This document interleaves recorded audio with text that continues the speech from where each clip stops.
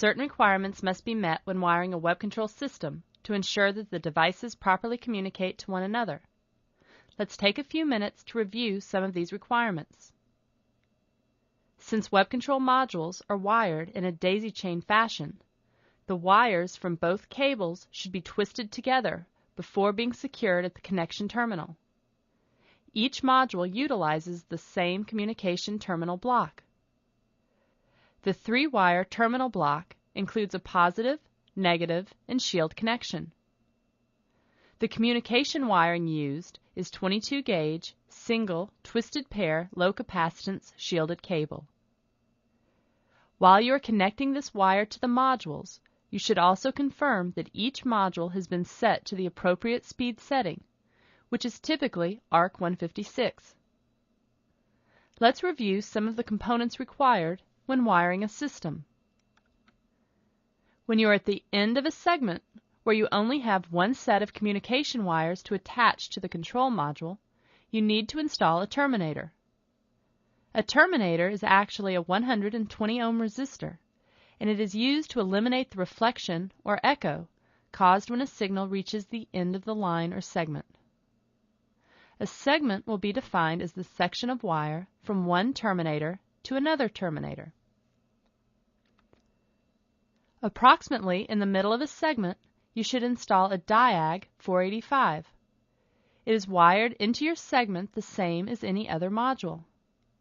A diag adds bias to your network and prevents certain signal noise from being looked at as communication. Each segment must have one diag with a bias jumper on. However, you could actually install multiple diags on a segment if desired, as long as the bias jumper is removed from the other devices. Why might you want multiple diags on a segment?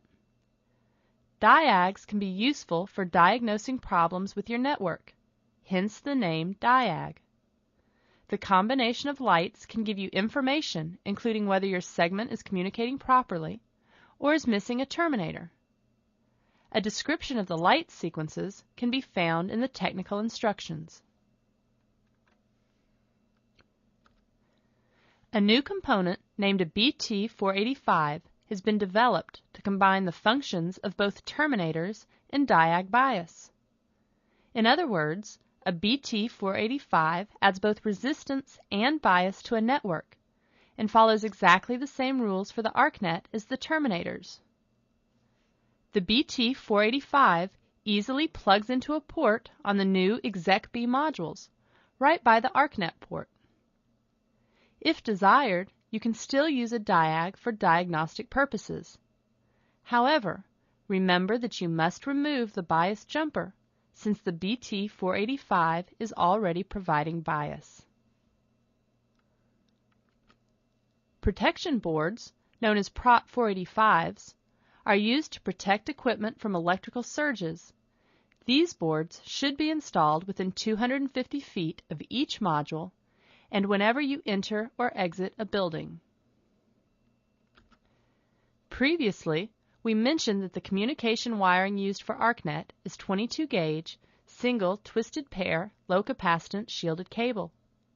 Additionally, a wire segment should not exceed 2,000 feet or contain more than 32 modules.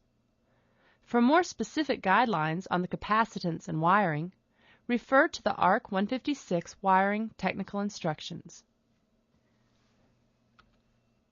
Repeaters are used to join segments together, giving you an overall increase in the total available network length and allowing up to 99 modules to be used on a single ArcNet. Repeaters are wired into your system like any other hardware component. They can be used at the end of a segment, as shown here, or in the middle of a segment, as shown here. Regardless of the location of the repeaters, you need to limit the number of repeaters in series to a maximum of 4. This limitation applies only to communication passing through repeaters. If communication is not passing through the device, then it doesn't count as one of the 4. For example, in this diagram, if a packet of information was being passed from the top segment to the lower segment, then information is being passed through the repeater. However, information only being passed between devices on the top segment would not pass through the repeater.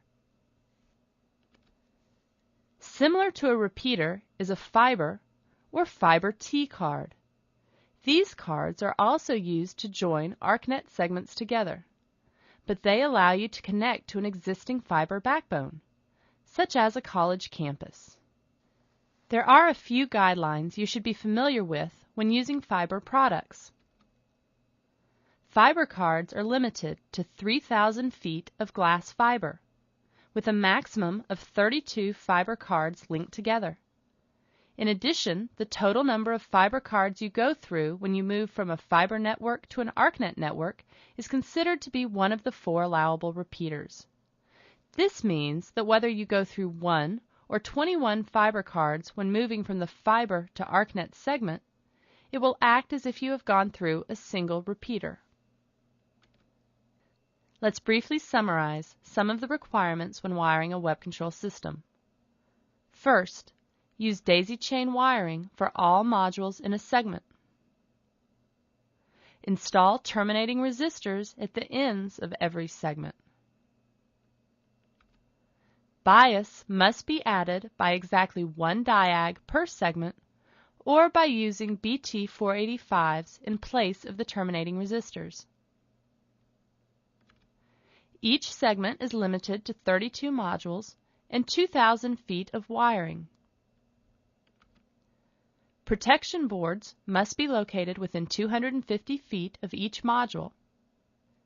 There is a maximum of 4 repeaters serially, and there is a maximum of 32 fiber 485 cards passed through serially on the fiber side.